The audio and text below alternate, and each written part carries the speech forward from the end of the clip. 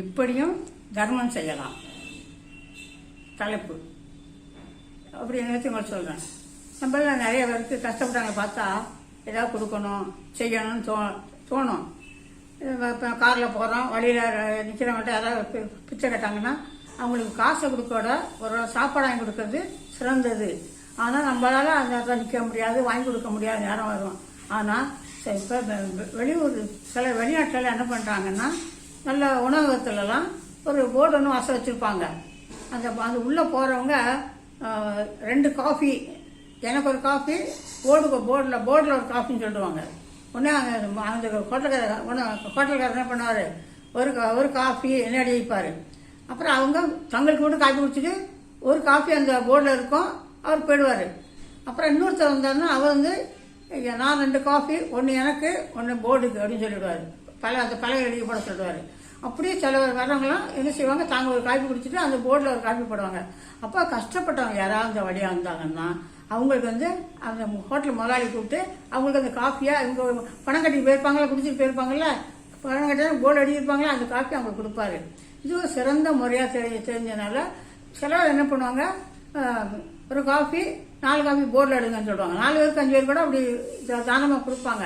அது மாதிரி பார்த்து தானமாக செய்கிறது ரொம்ப சிறந்ததுன்னு அந்த வெளிநாட்டில் இருக்குவாங்க நிறைய. ஆனால் பொதுவாக நம்ம பம்பாயில் ஒரு ஸ்டேஷன் பக்கத்தில் ஒரு சின்ன ஒரு உணவகம் வச்சுருந்தாரு ஒருவர். அவர் வந்து என்ன பண்ணுவார், ஜனம் என்ன பண்ணுவார், அங்கே பக்கத்தில் ரோட்டோரமாக பிளாஸ்டிக் கடை வச்சுருப்பாங்க, பழைய ஜாமான் கடை வச்சுருப்பாங்க, இந்த பழைய வாங்குகிற ஜாமான், விற்கிற ஜாமான், காய்கறி கடைகள், அப்புறம் பழைய இந்த துணிமணிகள் அப்படி விற்கிற ஜாமான கடை, நிறைய கடைகள் இருக்குங்களா. அந்த கடையில் உள்ளவங்கெல்லாம் என்ன செய்வாங்க, மத்தியானத்தில் அந்த இவருடைய உணவகத்தெல்லாம் சாப்பிட வருவாங்க. அப்படி சாப்பிட வருவாங்க. அந்த பக்கம் அந்த உணவகத்துக்கு பக்கத்தில் நடக்க முடியாதவங்க, வியாதியானவங்க, கண் தெரியாதவங்க, நோயாளிகள், அப்படி பல ரொம்ப வயசானவங்க இப்படியெல்லாம் உட்காந்துருப்பாங்க. அந்த வியாபாரிகள், சின்ன சின்ன வியாபாரிகள் இருக்காங்க, என்ன பண்ணுவாங்க, அங்கே சாப்பிட்டுட்டு ஒரு 3 பார்சல் கொடுங்க, 4 பார்சல் கொடுங்கன்னு வாங்கிட்டு போய் அங்கே உட்காந்து கொடுப்பாங்க. அதுவும் சிறந்த தர்மமாக தெரியும். அவங்க கொடுக்க முடியாட்டி அவங்க சாப்பிட்டு போகிறப்ப அந்த ஹோட்டலில் முதலாளி சொல்லிட்டு போவாங்க, நீங்கள் நான் சாப்பிட்டுட்டு போகிறேன், ஒரு 5 பொட்டலம் அங்கே உட்காருங்க கொடுங்க, 5 பொட்டலம் கொடுங்கன்னு சொல்லிட்டு போயிடுவாங்க. அவரும் கரெக்டாக இவங்க சாப்பிட்டு போன பிறகு 5 பொட்டலம் அங்கே உட்காந்துருக்கவங்களுக்கு அந்தந்த கொண்டு கொடுத்துருவார். அப்படி ஒரு சிறந்த ஒரு நல்ல ஒரு முறையாக பம்பாயில் செஞ்சுட்டு இருக்காங்க. இதே மாதிரி நம்ம தானத்தில் சிறந்தது அன்னதானம். நம்ம பாரதியார் பாடுவார்ல, ஞானத்திலே ஒரு தானத்திலே அன்னதானத்திலே சிறந்த தமிழ்நாடுன்னு பாடுவார். அதனால் இங்கே நம்ம தமிழ்நாட்டில் உள்ள உணவகம் வச்சிருக்க ஒவ்வொரு முதலாளிகளும் இது மாதிரி ஒரு இதை கடைப்பிடிச்சு மக்களுக்கு பசி பண்ணி தீர்க்கலாம். முன்ன மாதிரி இப்போலாம் வீடு வீடாக யாரும் பிச்சைக்காரங்க வர மாட்டாங்க. சிலர் இப்போ என்ன பண்ணுறாங்க, அவங்க பொட்டலம் வாங்கிட்டு போய் அங்கே ரோட்டோரமாக கஷ்டப்படுறவங்களுக்கு கொடுக்குறாங்க, ஒரு துணி வாங்கி கொடுக்குறாங்க, ஒரு போரையும் கொடுக்குறாங்க, சாப்பாடையும் கொடுக்குறாங்க. அப்படி எல்லாராலையும் முடியாது.